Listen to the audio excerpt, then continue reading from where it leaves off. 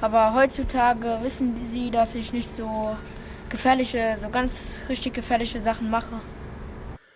Let's go for it. Okay, we make the video. I made a blog post about my parkour history. That's what I did. It was really good actually. Like, I was remembering things I already kind of forgot. Like when you write down all that stuff, like a lot of things are popping up in your mind, you know? This is really fucking important, like things 10, 12 years ago. So let's start it. Like maybe some people are too lazy to, or don't read that much, they don't like to read so much. So I make a video about it so it's easy to, watch it or read it or do both. Like everyone is a little bit different. So yeah, I started parkour when I was 12 years old, I guess, or 11 or 12 years old, kinda, about that range. So yeah, I started with skateboarding first. Surprisingly, it wasn't parkour. I want to become a pro skater first. This was my goal. Rodney Mullen was my inspiration during the days. I tried to learn the ollie for like about 1 month. I tried it every day for like 30 or 60 minutes to learn a fucking ollie. And I was even reading a book about skateboarding, about how to learn like the basics. Like all my pocket money went into that. And yeah, 1 month later, I wasn't able to do an ollie. So I got a little bit frustrated. Still been binge watching this one Rodney Mullen video, best of, where he was also doing a backflip. And always when I watched the video, when he did the backflip, I was also like, backflip is all, like a flip, like a backflip is so cool. Like, man, why you don't try that? Like, you suck at skateboarding? Okay, I accept it, so try a backflip. And I tried a few backflips on my parents' bed, and yes, I realized it's not that easy. And then I was like, fuck that shit. And then I was going into like wrestling, like watching a lot of wrestling things. Like when I was in my age, like wrestling, like WWE was becoming really popular. So I was, binge watching John Cena, Rey Mysterio, like 619. This was like, dude, like I was in love with Rey Mysterio. Like he got a tattoo like on his stomach, like Mexican. And I was seriously thinking, or like, man, when I'm 18, I will do Germany. So think if I do fucking Germany, this would be like a bad thing maybe. Like I was really thinking like I wanted to become like him. I want to meet him. He was my idol, and he was doing a lot of flips as well, like a hell of a lot of flips, a lot of flips. So then I was like, man, let's try to become a pro wrestler one day. But you know, as a wrestler, you need to have also a little bit of a theme, like your style. And I want to become like this Mexican style with doing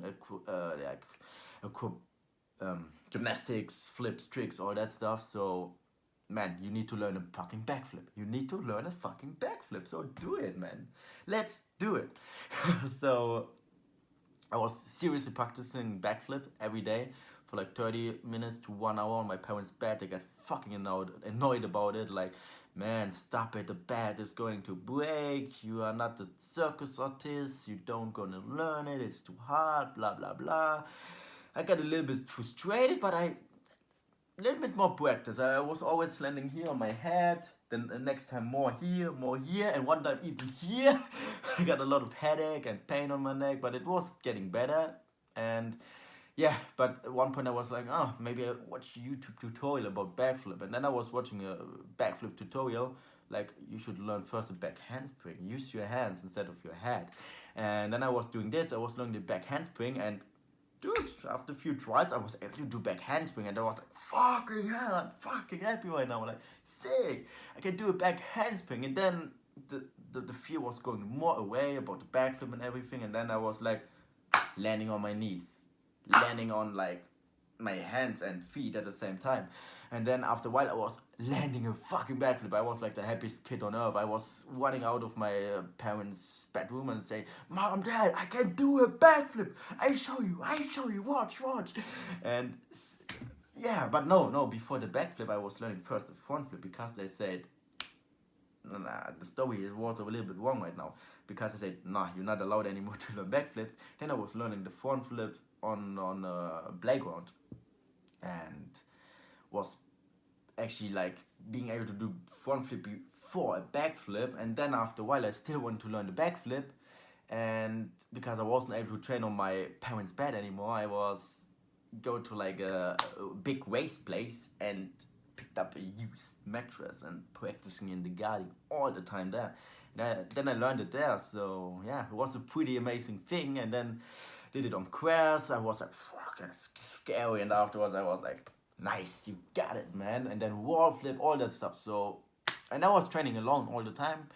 And after a while I was meeting Sashimi Sasha in school, and we directly connected, not even with parkour. Like the first time we met, I remember we've been home alone, fucking stupid, and with candles. I don't know, like, you know, you put your finger in there and who can hold it longer is the winner, stuff like this.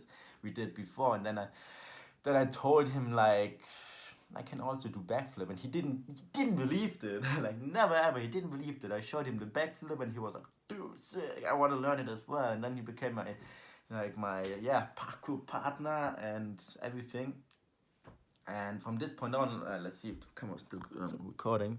Yes, good. Because my phone, I'm a little bit afraid that it just stops and it's all a waste of talk. All right, let's go. And yeah, next thing was with Jason. I was writing a little bit with him in the Ashigaru forum, and we been writing, but we never met and trained together. So after a while, I was meeting him at the Heisenrad doing a front flip on the parking deck, and I was like, hey, are you Jason? He said, are you Dirk? I said, yes. And boom, Jason was kicking my ass, Sasha's ass. I was like, oh, I'm actually a big pussy. Like, I never trained really hard. I was really undisciplined. I just had a lot of talent, I need to say that, for flips, like my body, the perfect structure, the perfect height and everything. So it was really easy to learn that stuff for me. And Jason drilled us hard, like with strength training, probably proper warm-ups and all that shit. So this was really good. So, but I was also shocked. It took a lot of work to also go outside, train in the winter, where I was used to play video games all the time. And yeah, from this point on, Sasha, Jason, me, we was training a lot together. He introduced me to Ashigaru, to the community. We had like really regular trainings, and it was going on and on and on. And I met more and more people. We was driving to Vienna the first time alone, to Funkstadt every weekend. So it was not only the sport, it was like also growing in regards to experiences, like seeing new places, being more independent of our parents and all that stuff. So this was a really cool thing. And yes, let me think. After Jason, everything, yeah, we was making videos. And at the age of 16, I guess, for me, I wanted to do competitions. Like the main goal was Red Bull Art of Motion, but you need to get invited for that, I guess, during this time. And I was becoming a member of Free Flow, like the biggest parkour brand in the game, and also Team Ashigaru. I joined them for shows and everything. It was a huge experience, huge things. And with Free Flow, like I said, was the biggest parkour brand during this time. They don't exist anymore, I guess. And yes, they also did the competition in the USA, like in, I don't know what year it was, but it was actually the year before I injured myself, and I was fucking pumped for that. I really started to change my diet because I was eating like 2 pizzas a day before, 3 liters iced tea, only sweets, no vegetables or fruits. So I was like, man, okay, you need to train like an athlete now. You need to eat like an athlete, like all that stuff. And then I was realizing like, man, like without all that shit I put inside me and starting to eat better food, I was like, man, you have a lot more potential actually. If I realized that with 12, I was like, maybe you could be even better now. So I trained harder, trained with discipline, ate a lot of good food, and yeah, from this point on, I trained, like the thing is, I trained way more intense, but I still didn't do proper strength training, proper warm-ups. And yeah, I paid the price a little bit later, to be honest. So yeah, let me think. Next. where we are. Yeah, let's go to my injury. Like, first of all, I had a concussion, a really serious one. I did a double backflip from in a playground, nearly hit my head on like a hard, like on asphalt, and my head was like this far away from it. So I still hit it luckily in the sand, had a concussion, had a girlfriend during this time, and I didn't remember her name. She was really upset. We broke up, but not because of that. She wasn't able to cook. That's why.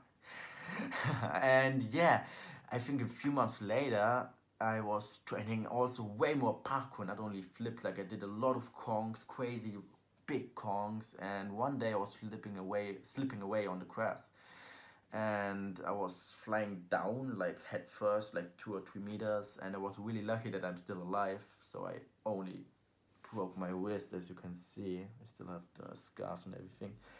So yeah, this was a really, really bad and weird, yeah, broken wrist. I got the worst pain of my life in the hospital, and right after this, I was more motivated than ever. Actually, I had a big vision to like rock that competition and become a professional pro parkour athlete. And yeah, the thing is, I always had like, it started with 13 or 14 that I had a little bit pain in my knee, like was popping up a little bit, going away, and I was like, ah, fuck that shit, like, that's nothing, man. I'm stronger than that. And yeah, this pain was coming up way more frequently because I guess my body was desensitized from all that hard training, and I directly went hard again after 3 months no training, and then the pain was so bad that I wasn't able to walk stairs for a few days, and it just was permanent, chronic. I wasn't able to do anything. It was so painful that I wasn't, like, people at work told me like, man, you are walking really weird, what happened, and stuff like this. And then I did like information, I did the MRT, the diagnosis was also, yeah, that is the jumper's knee, and you need to do a lot of stretching. So I was seriously stretching my quad triceps like 2-3 hours a day, man, like obsessed about it. Like, I want to fix it. I was even getting like injections. I don't know what it was again, but in my knee too. I did everything. I was even like even to do an operation. I was so close like to do that. And yeah, this forced me to stop. I was getting fucking depressed. I was like, man, like, fuck, man, like, my dream, like, this was the only thing I had, like, only that. It's like taken away. It was a really hard experience for me, guys, like a fucking hard one, if I talk about it. But yeah, I gave it up, and I was thinking, what can I do now? And then my bodybuilding calisthenics career started from this point on, and I seriously stopped training. I put this vision aside, and yeah, what I can say now, maybe if I acted differently, like with proper warm-ups, proper strength training at the age of 12 when I started, this didn't happen. Or I don't know. I still want to make a really professional check at the doctor, because nowadays I still have it after fucking nearly 10 years. I mean, not on my all-day things, but when I do really hard flips, I always comes back. And maybe like it could be that it's come from my spine or something, that like I got it at 16, 17 because of puberty, because something is growing like not at the same weight, like my hip is like a little bit wrong on my spine, so everything shuts on my knee. Could be like that, would be fucking amazing if it would be able to fix it. So yeah, that's the thing, guys. So what I've learned, let me check, stop filming. Yeah, cool. Yeah, what I've learned from this, man, like, I made it in the blog post. Let me remember what I've learned from all that stuff. A lot, actually, what I learned from parkour, guys. Like, I learned to listen to my body, to have an intuition, kind of, like what I'm able to do at a given moment with my body or what not. Like the sense of community, like how important it is to have friends who wants to see you grow, to have a real family, a true friendship. It's the difference between a true friendship or like a fake friendship. There's so many like communities. They are no real communities, like friendships. That's like all based on what I get out from that person or this or that. It's like fucking bullshit. It's not no real friendship. If people don't want to see you grow, not your real friends. So yeah, oh man, it's actually fucking hard to talk so much. I realize now. I need some water. Don't have water yet. Yeah. I learned also, yeah, like proper warm-ups in the early goes, always strength training, and listen to smart people. Don't be like a fucking egoistic guy thinking, oh, I know it all. Listen to smart people. Eating healthy or balanced from a young age.